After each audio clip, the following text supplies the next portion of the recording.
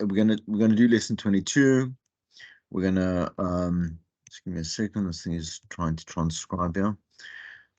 Okay, we'll do lesson 22. We're gonna take a short break, so that if there's any practical, ideally I've sent through. So I've just sent through 2 articles as well. The idea is again that while we're doing this this approach to moving to on air and developing on air content like that, that you understand that you have to start obviously practicing more and more content development. When we get to news and interviews and stuff like that, we'll obviously focus a lot here within obviously how to approach an interview, etc. But right now it's about trying to figure out an angle more importantly than anything, and what possibly you could talk about to, let's say, this target market which you're currently researching, right? So lesson, like I say, lesson 21 was a pre-recorded lesson from last week, which was the beginning of on air. I didn't want to go further than that because I wanted to have us do it obviously like quote unquote face to face, like we're doing right now.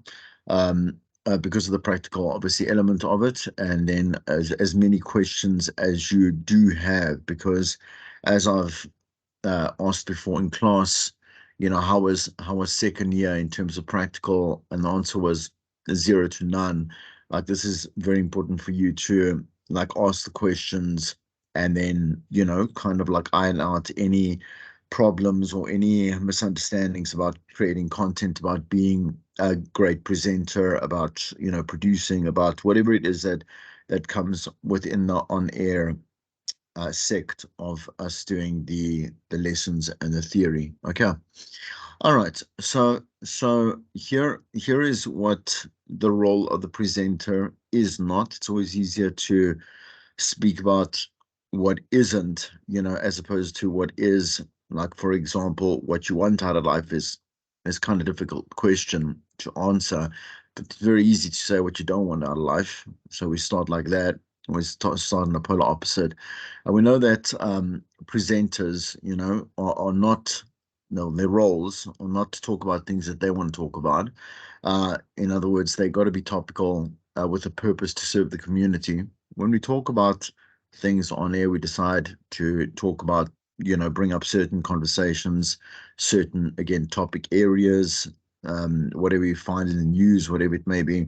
I mean, there's an entire world that's busy happening, and there's a lot that we can talk about. There's an endless amount of stuff that we can talk about, but knowing the audience and knowing what's important to them on this particular day, what they've been up to, what they have been struggling with, perhaps maybe in the past week, in the past month, it doesn't matter. It might be a seasonal thing or a yearly thing. We don't even know. I mean, I'm saying we don't know right now because I'm not analyzing this particular audience in specific.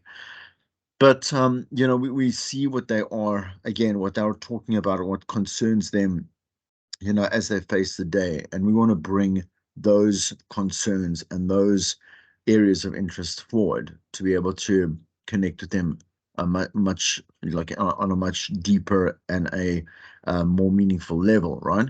So we don't also play the music that we want to play just because we feel like we want to play a whole bunch of, I don't know, like, again, I'm a Mariah fan or Tony Braxton fan. I can't sit there and play old school R&B all I want. I've got a music playlisted for me, or I've got music playlisted for me. I've got a music compiler. I've got to the rotation that goes on. There's a whole system to that with the top 40s and the bubbling unders and the sub categories that are introduced or have been introduced slightly, I think, in previous lessons. But we don't do that. We let the music compiler do that, so that we can increase the time spent listening, to our station. So we don't decide on that music, even if we do have time for, extra music to be played, just because it might be a lunch show or a brunch show where perhaps not a lot has happened, particularly on that day. We will then have to like give the music department a call, say to them, listen, I've got some extra space, what can I play? 10 to 1, they'll have playlisted more music than you need to actually play, so you have a lot to choose from, but they will tell you you can play this song or that song, because they will go into obviously the system that specifically obviously I say there's a playback system, but there's obviously music scheduling subsystems within there, and they will go in there and they will choose something for you to play. If it's a request or whatever it may be, requests are also kind of smoke and mirrors. So, for example, you'll be able to, call in a station, request a song, but only from a list of songs that they'll say to you. They'll say, let's say if you want to hear something from whatever it is, the Black Eyed Peas, I'll say to you, okay, these are the songs that you can choose from. And then you'll choose something from that. And most listeners, like 98% listeners, don't really care as long as they get a song that they like played. So I'm just saying to you that the control of that music scheduling is out of our hands. So what else don't we do? Talk whenever we want to, talk whenever they feel like it. So we've structured formats for a reason. So if we look at obviously our clocks as explained, I think we've covered clocks in one of the other lessons. It should also, I have also particularly put out a clock that I can even send through the WhatsApp group as well, just so that you understand how to properly, build up a nice breakfast clock with everything that's in there. But like we have our clocks for a reason, to tell us, exactly when to go for the news, when to play, like when to go out with jingles or ads or traffic or music or whatever it may be. So we have structure, and we structure our approach when we are obviously prepping the show, from the beginning for the 3 hours or 2 hours that we're on air, so that there is a flow and fluidity that matches that time of day and that need for that listener on that station, on that particular format, right? So we don't just play music also just for the sake of playing music. Otherwise, what's the point of having you? So we hire you to do a job, and if you can't do a better job than what's being played, like, because that music has been researched, it has been tested to be doing well, it is popular, and if you can't match that by you going on air and doing something captivating and great, then there's no need in you being on the station at all. So Spotify obviously and iTunes and whatever playback system, I'm just saying to you, your mobile music service that you have, can do a better job of customizing playlists than you sitting there getting paid, um, maybe at a commercial level, even, which is a big deal, and saying, okay, well, listen, I would rather just play music and not actually do any work. So the last point is, not you don't come in with the aim to be famous. It's a very selfish thing as well. Like, to be on a public platform, you automatically know that you will be known by more than one person you'll never meet, which equates the definition of fame, right? Okay. So if you want to be famous, you can go rob a bank, or you can, and don't do that, go like murder someone to be infamous. You can do that in many other ways, but you mustn't use the platform as a reason for just wanting to be well known amongst people.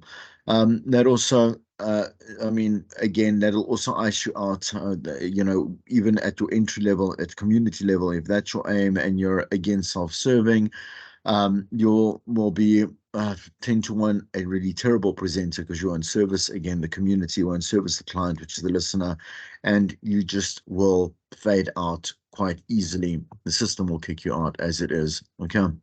So within obviously your textbooks, there's a small little excerpt there on page 138.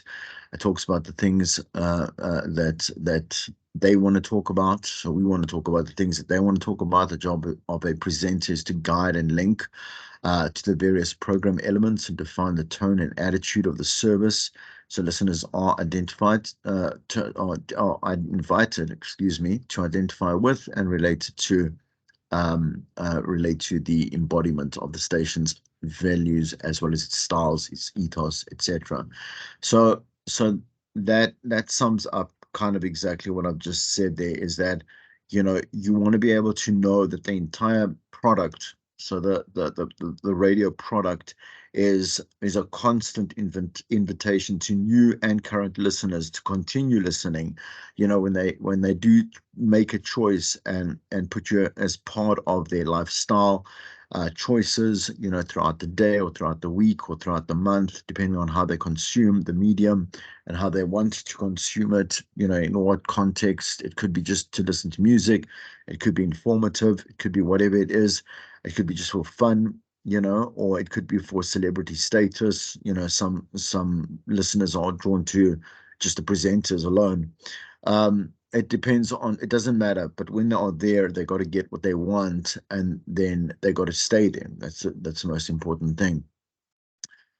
Okay, so let's go again. Like I say, through we're going to go a little bit more into detail about those first points that I just mentioned out there. So play the music that you want to play. So again, it's very tightly formatted when you get into commercial radio. Like the better community stations, so the more organized community stations that do behave in a commercial manner. In other words, their sales and their teams and their on air and their management style and structure are exactly, and they operate the same way that a commercial radio station would, except obviously at a much smaller level. And obviously, I mean, there's very distinctive differences between the two, like for example, the revenue, etc.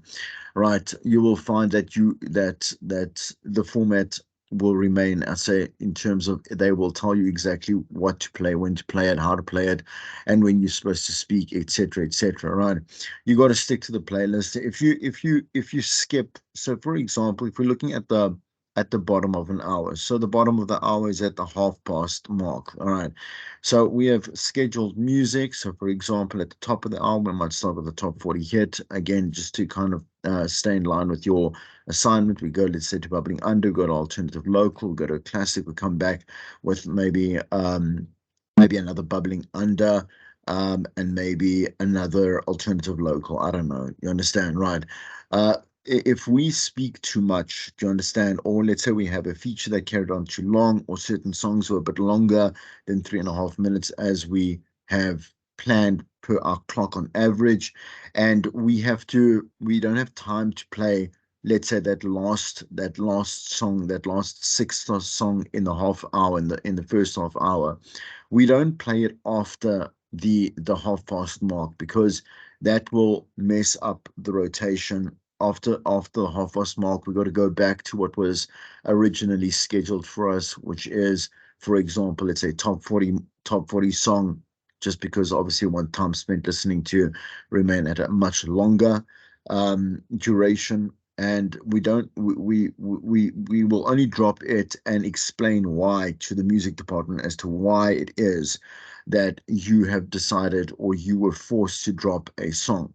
So in another lesson, I think it's the next one that we do, you'll see that there's certain things that you cannot compromise on. Music, for example, advertising is one of them. You understand? So advertisements are being paid for per half hour, per quarter hour, and you can't decide now all of a sudden, just because it suits you and your show, your execution of the show, to play a spot break, like let's say in a different quarter hour, because it costs more, it costs less. And so the client's going to obviously get really upset. There's going to have to be some kind of retraction, or like we're going to have to refund them. We're going to have to play the adverts again for free, something like that. And at commercial radio, you will be held accountable. You'll pay for that type of stuff when the station loses money, or you'll be given disciplinary quite easily. So there's just certain things that we don't do, that can't be messed around with. We can't actually sit and play around with, and there's no kind of wiggle room. Okay, so if you don't like the song, you need to keep quiet, because it makes no sense for a jock to be on a station that is, and the listener doesn't understand because they don't need to. They don't understand that it's gone through a process like you're busy doing right now with your AMTs. You're busy selecting music based on, ratings, and it's gone through a process and a research process. It's charting on different charts, globally and regionally or locally or whatever it may be. And it was picked because other people like it. If you don't like it now, all of a Sunday and you go on, you want insulting the brand. Finished. You're saying that the music you just played and the music the station plays is not great. It's actually crap, according to your tastes. Which also sounds bizarre, for someone to play a song and then say, "Oh, well, it wasn't a great song. I didn't like that." An example of someone who used to do this was Gareth Cliff. He would play the song and then feel the need to say, "Oh, well, like in my opinion, this is a really bad song, whatever." There's no one cares, and it actually frustrates a listener even more because that is 10 to 1 a song that they like again because of the process that I've just explained. Never take submissions from friends.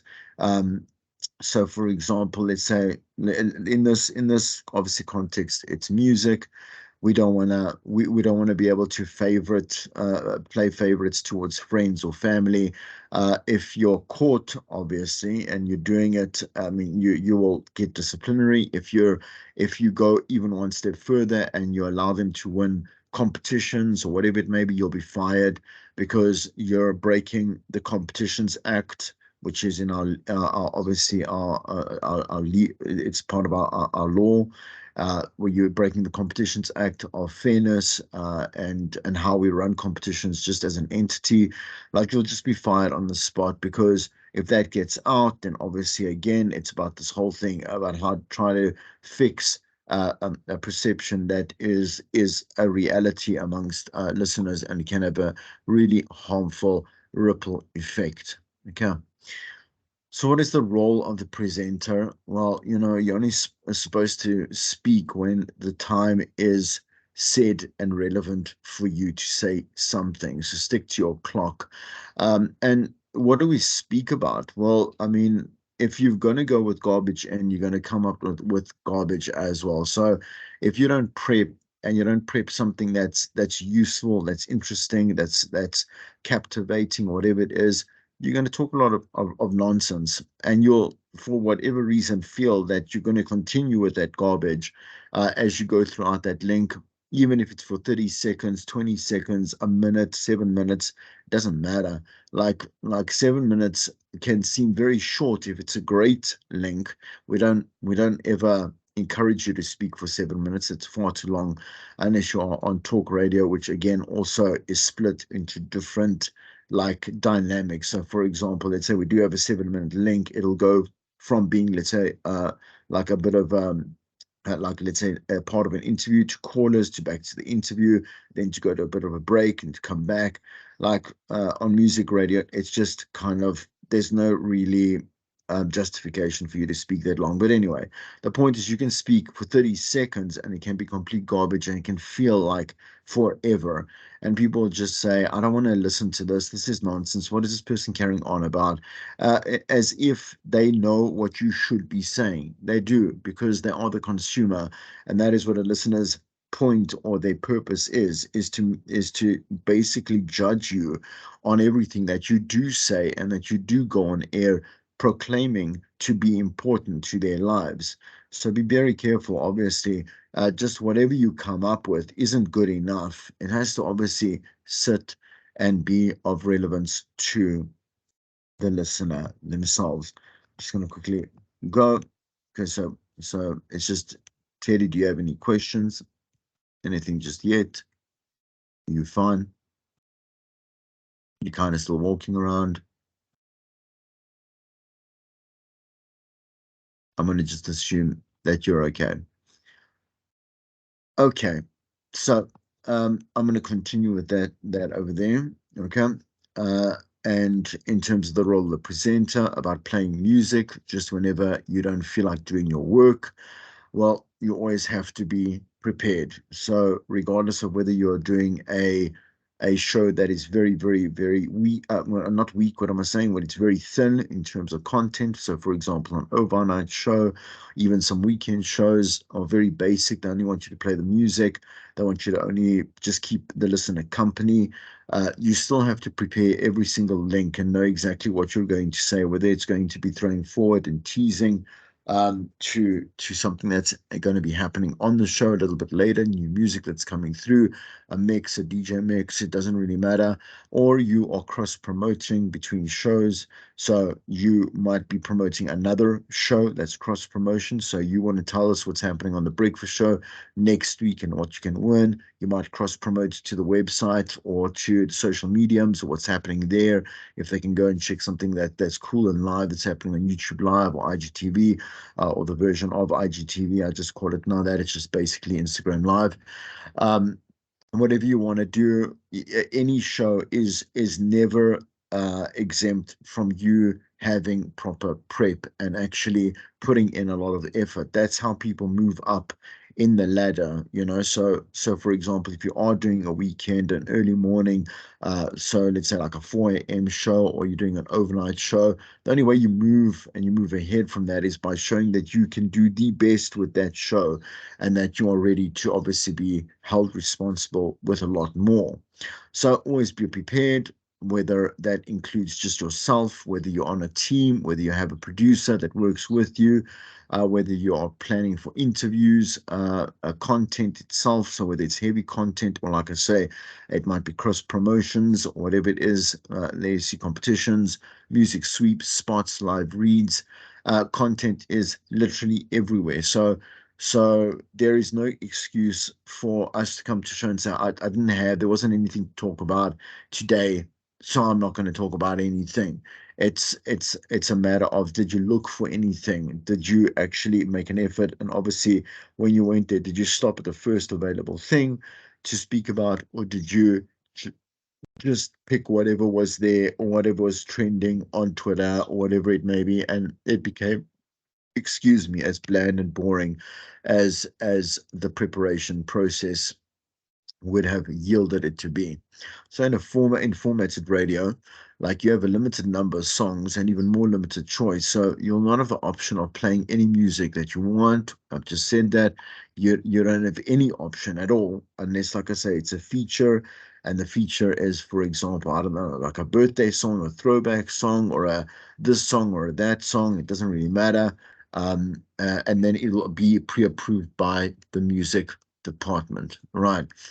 So then we go on to the whole thing about, like, the concept of fame, and we say never believe your own publicity. So don't believe your own publicity. You can't, because you'll start thinking that you are better than you are. And there's the concept of healthy ego versus unhealthy ego. You don't have to be in the media to know, like or to have a character or personality that can adopt an unhealthy ego. We have a lot of people that we know that an unhealthy ego is something that's poisonous. It's condescending, it's patronizing, it's holier than thou. It thinks that they are better than somebody else just because of a claim that they self-claim, or it might be based on money, or it might be based on achievement, or it might be based again on ego itself, like looks or this or that. It doesn't matter, right?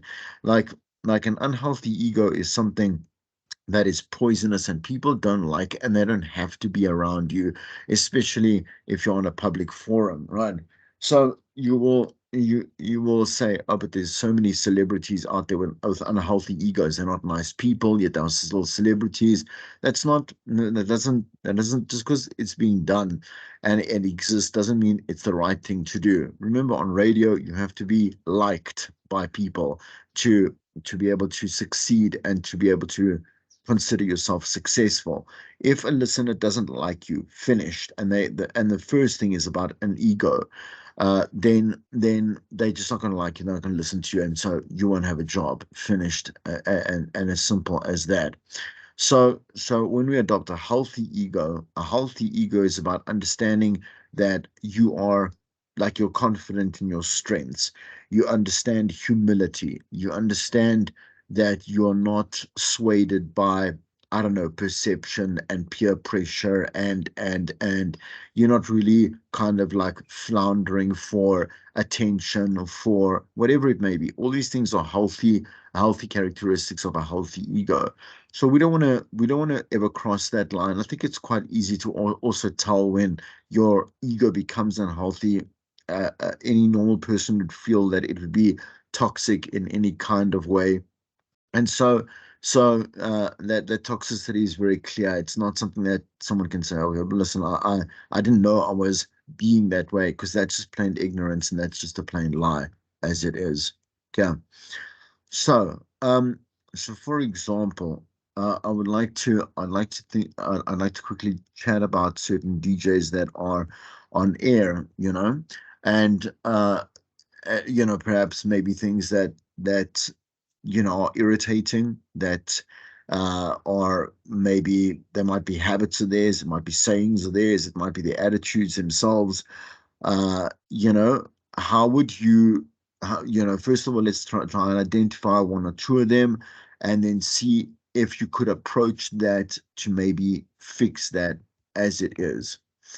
Okay, so Teddy, are you back at school?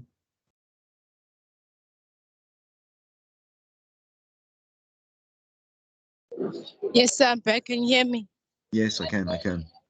You tell me about, DJs that have you've switched them off because of any reason. Like, let's say you don't listen to them, finished. You've given them Not a sure chance. if will be correct, but then if they're too loud or they're Yeah. just irritating me, that's the So, main reason I'll just switch off. so when they're shouting, is that what you mean? Like, for example, okay. Or when they laugh, Oh, they don't when they stop. laugh privately. Yes, they don't stop also. Okay. So that is, I mean, and that again happens obviously a lot within a team, and the thing is that's very odd, because again, it's something that's a very so it's an amateur thing to do. When I say amateur, like, you have to be pointed out by, like, someone that knows more than you, that, listen, yeah, you are doing this and this is not you should not do that. So you do that when you're starting out radio, because you don't quite know, like, what comes off as wrong and what comes off as irritating, and then someone will point that out to you. To hear it on commercial radio, for example, is I'm not saying that it's unheard, it is unheard of. You shouldn't be able to come across that, because you've got a whole bunch of professionals, but then there's this group think that's been led. Do you understand? And doesn't and at all, obviously that doesn't excuse it at all. You understand? And then it becomes, the moment something becomes private, is like also you standing in an elevator, right? But two people know each other, which makes sense. Like, they're not supposed to include you in the conversation. It's they're having a conversation, you know what it's about. But it's that kind of, that's how close you are to the person on the other side of the radio. You understand, on the mic, is that's how uncomfortable it feels. Like they're in an elevator with you, but they're talking amongst themselves. Yes, you were going to say. Yes, sir. Or when they're having, you see, it's like having two presenters, but then they're having a conversation and they don't include the listener. Mm. Like So what's maybe so an yeah, inside joke. I was like, yeah. okay, So the thing is I'm that you're taught in second year, you're supposed to be taught that also when you do start a conversation, to start a conversation generally is is yes, to is to be able to include everybody listening. So instead of starting out with a private reference, so for example, I was thinking this. There's certain ways that we do that become private. Do you understand? So I can start with a personal reference to, let's say, my co-host or whatever it is, or even if I'm doing it on my own, and it becomes a conversation that the listener only listens to, but doesn't take the journey with you. Um, kind of, and there are many different examples of that. So I can't really say, I'm not going to give you one example and say, oh, well, this is the way that it's going to be done. But when it's being done incorrectly is, again, when you note, like, you're sitting almost at a table and you're listening into a conversation, but the conversation doesn't include you. So like, for example, the two of them were talking about maybe they played at a club, or they went both together to go have lunch just earlier. And the thing is, it becomes a very private experience that doesn't irritate the listener necessarily. I'm saying to you, just because. But the thing is that, should they now want to have the conversation opened up and speak about, let's say, bad restaurant experiences, or like the worst thing you found on your plate, or whatever it is, right? The listener has not come along with them, in that journey, to then immediately have an experience of their own. When we open up the conversation about, let's say we wanted to talk about, like, very surprising things that you found on your plate that you didn't order. In other words, like, really terrible things. Um, we would open up by saying there was this article of, or there was this horrible experience, that a best friend of mine had told me about just this morning. I had to share with you because it brought up a whole bunch of other things that I went and did some research, specifically found out more about, like, just in terms of, like, restaurant service and the way that South Africans rate, like service in South Africa or in the country. Do you understand? So I'm starting to talk about the conversation in a broader sense, and people listening will start saying, you know what, I went to one of my favorite restaurants is this, or this weekend I went to this place here, I went for drinks here. You understand? They start thinking about these experiences, like, alongside what it is that the presenter starts to slowly take them on a journey with them for. Do you understand? One of the so definitely, the thing is, again, laughing too much is also very annoying. So just cackling for no reason is is is is annoying, because it might be a nervous laugh or just a reaction to be able to fill a certain time, within, I don't know, within sentences that you want to say, or I don't know, maybe there's a listener on the line, or you're doing an interview, or I don't know what it is. Inappropriate laughter is also just one of those things where it's not necessarily a rude thing, but also just a misplaced thing as well. The other thing is arrogance. Okay, so the arrogance of a presenter towards, let's say, a guest, towards, let's say, another listener, towards, listeners in general, is another thing that is very irritating. Let's say, not a presenter that cuts off music to talk, for example, like they talk over the songs, or they cut the song in half, just so that they just because it's not a time thing, but just because they want to talk, or they didn't measure their time and then they have to cut the song in half. In other words, so poor time management and poor professional skills, as it is as a whole. Name me another one or two things that are bad traits of a presenter, or traits of a bad presenter. Anything else that you won't do?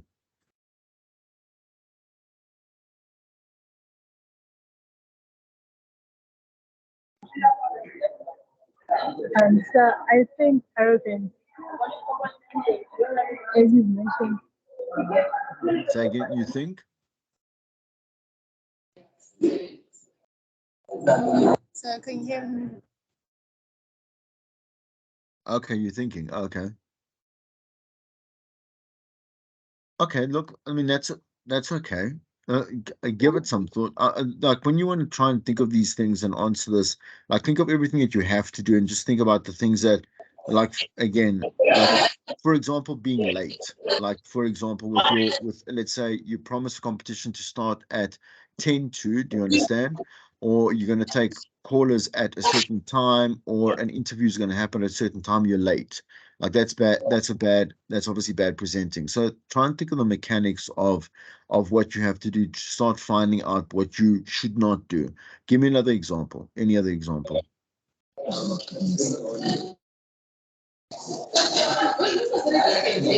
But with the being late part, let's say the presenter says there'll be. Can you hear me? I'm at the Yeah, canteen, so it's a bit yeah, loud. yeah. I can hear you. But then they have to play an ad at that certain time. Is it the presenter's fault or the programming's fault? So it's the presenter should know. Like let's say so they should measure their prep. Obviously they'll know when the spots happen. Do you understand? Because you'll have a spot schedule, you'll have your competition, let's say briefs, you'll have everything with you, and your music, obviously your playlist, right? Then your prep will be you will prep around that. Basically you'll prep beforehand, but then you'll obviously you can customize. The last thing that is most important is actually when you speak, is the presenter speaking. Like there's certain things you can't change. So for example, if you had, I mean, if you knew, let's say that an advert was supposed to go out at, let's say, 25 past, right? You wouldn't go on air and say, like, at 25 past, we're going to have an interview. You'd say something like after the ads, or just after half past, or at 20 past, or whatever it may be. Do you understand? Like we'll do that, and we'll go according to what we've prepped and according to what's made available to us beforehand, so you know where you're going as well. Does that make sense? Yes, I get it. Okay, good. All right, let's continue. Let's continue with some more understanding for. Okay, hope you can see that. I'm just going to make it a little bit clearer. Okay, so there are 5 questions that we ask ourselves, when we are looking for content that should matter. Okay, and it doesn't have to tick off all these boxes. A 10 to 1 will tick off all these boxes, right? So when we're looking at and we're trying to research stuff that we want to obviously talk about on air, we want to ask ourselves, one, is it topical? So in other words, like, is it what people are talking about? Is it what's being spoken about? Or, again, there's a bit of a heated discussion on social media in any way. Is it trending? Is the news that we decide is topical? Is it newsworthy for that listener and what they are affected by today? Does it relate to the transmission area? In other words, like, so regionally, community, in the feeder area for a community station, and like I said, the feeder area for a regional station, for a national station. Like, so in other words, like, does it matter to the people that can actually hear the station, and that we're broadcasting to? I'm saying in terms of distance. Does it relate to the listener? So does it give them something they personally need or want? Does it relate to the presenter? So in other words, you are, as a person, like, you are invested in your content, right? So it's not always that can confuse, like, wannabe presenters and people that are like you, that are busy learning how to present. Like, you are invested in the content because it is important to your job. Do you understand? So the thing is that you will obviously pick a content that you're passionate about, because you're passionate about doing the job correctly for the listener. And so it becomes a personal investment by you, right? And do you find a way to understand that? So whether it be, I say, I'd say outside the technical boundaries of what you understand. So again, we say medical science, that type of stuff, which is not our particular profession. Then you would have to go and do a little bit more research and understand where you fit in as a person, because not everyone is a doctor, not everyone is an engineer, not everyone is a lawyer. I'm saying to you as a listener. So this is not unheard of at all, that you can't speak about these things. And does it relate to the station? In other words, like, is it important to this station in its context, or is it like is it one of the things like a teaser to another show? Is it a promotion? Is it an initiative, an activation, whatever it may be? Okay. All right, let's have a look at some more. So do's and don'ts, okay? For the listener to feel that the station that they're listening is part of their lives, the station must obviously present what the listener is and what they're doing. And it's not necessarily always where the studio is located, but the thing is that I mean, we must understand that what we talk about must be directly linked to like the person that we're talking to. I'm saying to, in other words, where they stay. So for example, we have stations like I say 5 and Metro that do broadcast down to Cape Town, right? But the thing is that it's very difficult for a national station to make things regionally important, right? Because if we talk to Cape Town now from Gauteng, it doesn't really matter because the SABC station the SABC is situated in Gauteng, right? We exclude the rest of the country, and so become obviously regional stations. We understand why the popularity is much greater for regional stations because they obviously service their region better than let's say a 5 an SAFM or a Metro FM would, and so within the regions they will be more popular than these particular national stations. But if you are broadcasting, like we say, in Gauteng, and you are at the SABC, and you got to talk to the whole country, like they want to be able to make sure that they are listening to content that is applicable to the whole country, okay, to where they are as a South African. Now, that doesn't also mean that you can't talk about things that are happening in Cape Town. If things that are happening in Cape Town have an effect on us in a socio-economic, political way, then we must talk about them because people in Gauteng are not exempt. It's not a completely different country. Even if it is a different country, we can still have an investment in it, whatever it may be. We must be able to approach the way that we obviously come up with content in a very smart way to understand that, okay, whoever is listening needs to obviously have some kind of investment. Okay. So if you go to the slides, and you do click on this, you'll just go to a video where I talk about how to just execute a very simple, perfect link.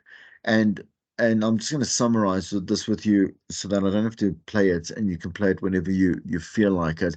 The big thing is about presence, okay, and where your presence is at. Obviously, we need structure, so you obviously need a beginning, middle, and end, and that's for sure. That's nothing new, right? The end is normally what we come up with almost in the beginning of our preparation, because the middle is what we come across first. We're looking up some stuff. We are kind of like trolling the internet, where we're seeing what stands out. And so, in other words, your body is what we find first. What we want to talk about is what comes up in the middle, right? But then the end is actually what we come up with next. And so the end will define how you begin the link itself, because we have to obviously target that particular end point and that end game to be able to get the link correct. But to execute a perfect link is to be, one, prepared, but two, be present, right?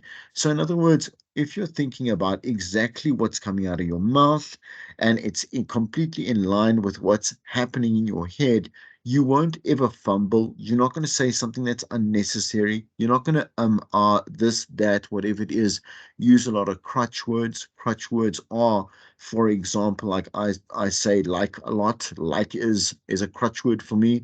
I would eliminate like within my links because there's no need for it. It's a filler.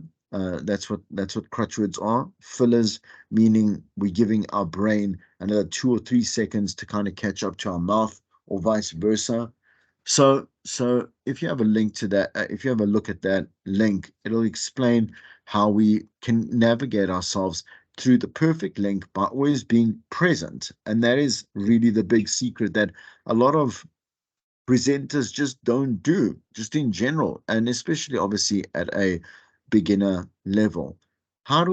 how do we construct a link? I mean, it's very simple. And there's a beginning, middle, and end. There's a program element in the beginning, just before it, and a program element just after it. So in other words, there could be, let's say, there could be spots, like let's say advertisements, and then we could do a link, which is not necessarily something you want to do because it's too much talking. It'll probably be music, a link, then we could go to ads, or we could go to news, but there'll always be elements between obviously the link, as you would have now probably found out more clearly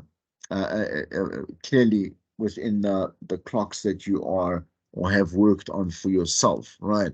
Which I think are part of your assignment. I know they're part of the H radio, but what is like to make that simple so that you understand it actually applies. I mean, this is too simple and doesn't really help anyone. Obviously, we have a link and there's something in the beginning, I'm saying before and after it, but like how to visualize the link is basically understanding that it's one thought per link. In other words, we do not, let's say, promote a competition and do a call out to the listeners in one link, right? We want to only do, let's say, the competition, or we want to only do the call out in one link. So we don't want to mix things up together because, again, once again, this is a passive medium that's being listened to, but two, also, like it's just there's no there's no necessity for clutter. So that'll take a lot of attention off either or element that you're trying to put into a link. If you want to go for a competition, go all out, get all their attention, let them do what they need to do for it, move on to music, move on to another element, and then come back and do whatever you need in the next link and so on. Never rehearse the links, right? But obviously prep. We always say prep the link because you need to know where you are going. So we say do it in point form in the beginning, but do not do it in paragraph form. Ideally, obviously, someone that has had experience on air can put paragraphs as background information in terms of their prep so that they have a better understanding, some more knowledge about the subject matter, but will not talk about all of it, right? Like the content that I've shared with you, I've highlighted certain areas that I would like to bring up in the conversation of the link, and it comes out in a methodical way, in other words, a logical order, and then goes to the call out. I'll play a certain elements, like let's say the audio links here, there'll be instructions to how I want to do what, but it will not be rehearsed and it will not be read out because we immediately lose detachment with our listener, right? So all of those are wrong except the one ticked with the green, right? So, for example, I'd like to say a special welcome to our station's new secretary. Why is that wrong? Why do we not say things like that on air?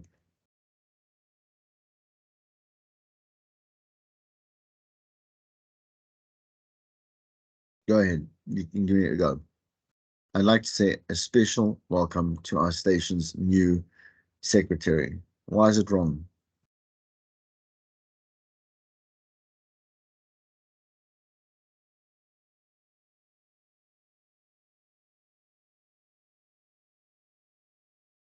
Are you still there? Hello?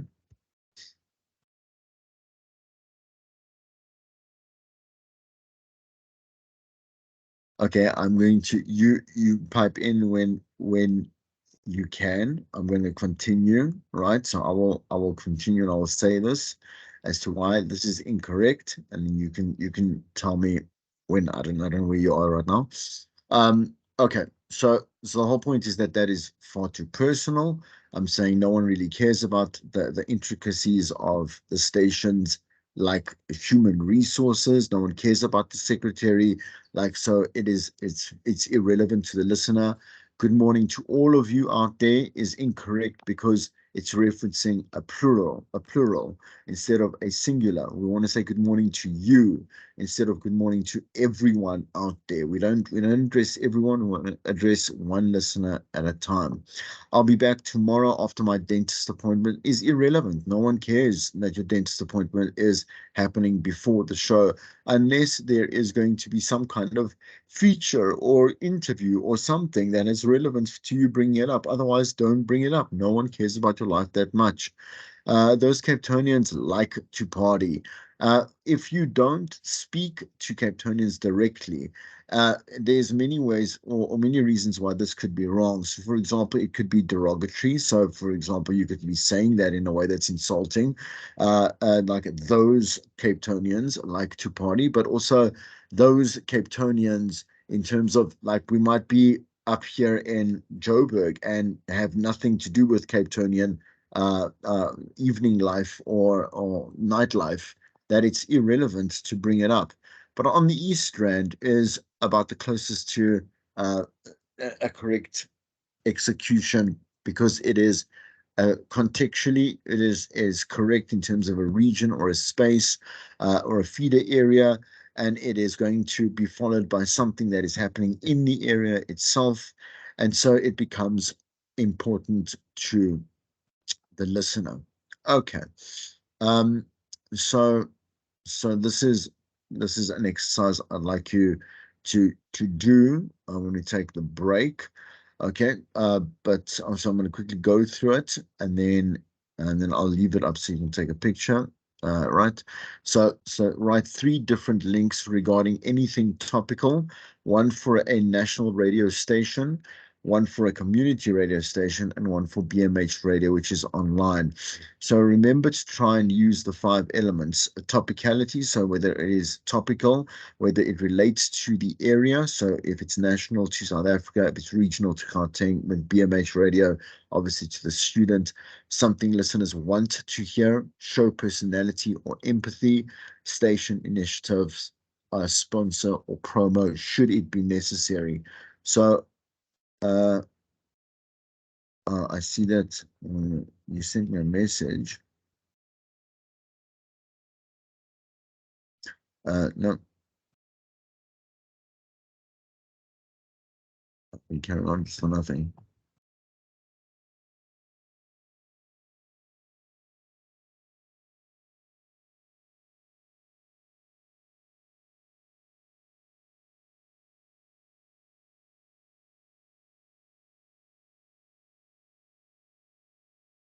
I'm gonna pause this quickly.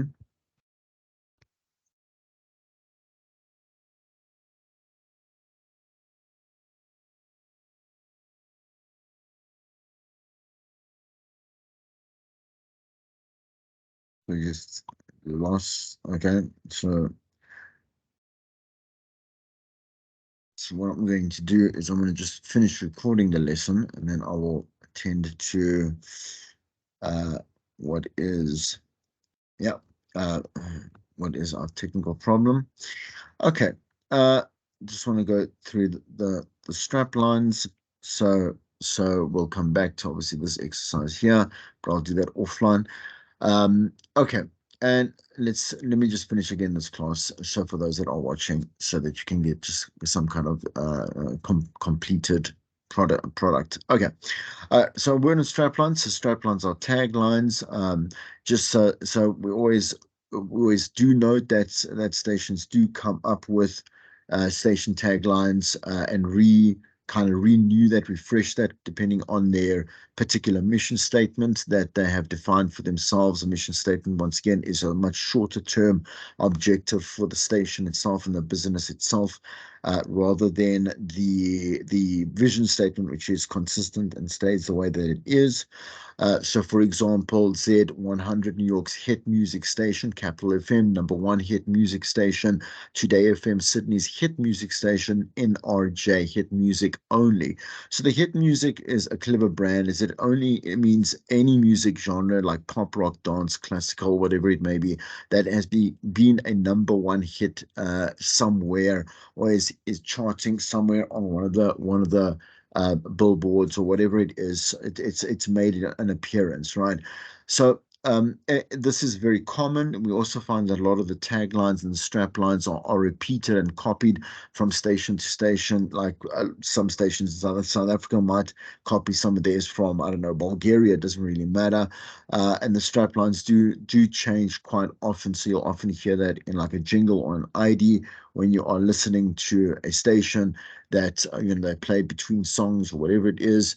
But let's quickly have a look at more. What is the concept of the the strap line? It's supposed to tell us a little bit more about like what the station is about, but there are some no's, obviously, like so more music variety than what or who, an iPod or another radio station in the marketplace.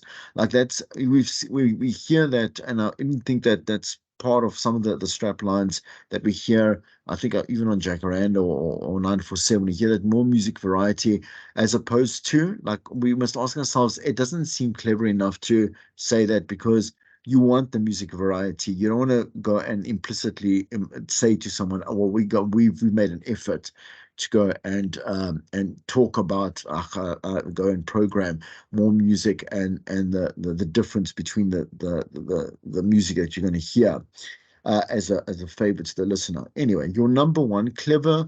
The radio stations may be your number one, but it's not actually the number one in the area, right? So you could go about that just because you're assuming that they are a P1 listener, but be careful again, once again, of claiming something that isn't the truth. So real music as opposed to fake music, a better music mix than what or who, and the best music or today's best music. Any station that claims it has the best is up for a challenge from others. So even when you are on, like, doing your own show and stuff like that, like, you mustn't say, oh, this is the best radio and this is going to be the best show that you've ever listened to, whatever. Don't say things that are not true. Like, those are sensationalistic and are false at the end of the day. So this is how you can look at some generic radio slogans that match. For example, here are some ideas: playing the music that you love, which is true; your favorite music on your favorite radio station, which is true; serving our community, spreading love and understanding with the best music, pure whatever it is, rock and roll all day long. Playing more R&B music than deemed legal by local authorities, more music variety than your local beach, than sand on your local beach. Okay, it's a bit corny. Variety is the spice of our station. More variety than you can swallow or imagine, hitting you with hits every day. Hits you love. Hits and the home of great music. Keep calm and listen on. You know, those ones that not done in the radio voice. Eh? Okay, slogans for local stations. Again, the local station that you do love, serving a great community of, I don't know, Pretoria, Joburg, Soweto, Garankuwa, whatever it may be. Local is our middle name, so on and so forth.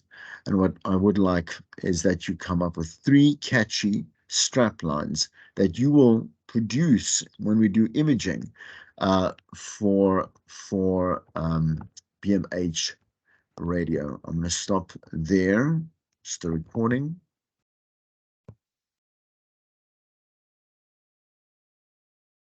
We'll go to the next class.